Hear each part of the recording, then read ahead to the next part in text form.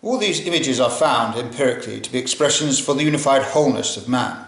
The fact that this goal goes by the name of God proves that it has a numinous character, and indeed experiences, dreams and visions of this kind do have a fascinating and impressive quality which can be spontaneously felt even by people who are not prejudiced in their favour by prior psychological knowledge.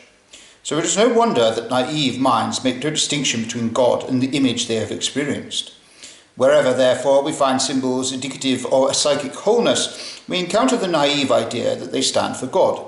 In the case of those quite common Romanesque pictures of the Son of Man accompanied by 3 angels with animal heads and one with a human head, for example, it would be simpler to assume that the Son of Man meant the ordinary man, and that the problem of 1 against 3 referred to the well-known psychological schema of 1 differentiated and 3 undifferentiated functions.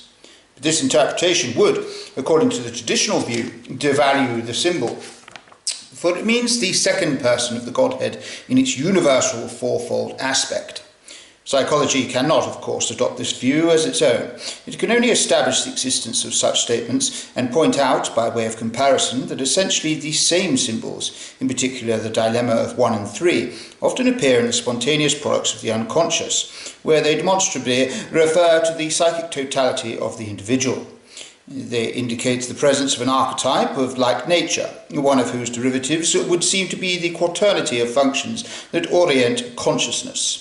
But since this totality exceeds the individual's consciousness to an indefinite and indeterminable extent, it invariably includes the unconscious in its orbit and hence the totality of all archetypes. But the archetypes are complementary equivalents of the outside world, and therefore possess a cosmic character. This explains their numinosity and God-likeness.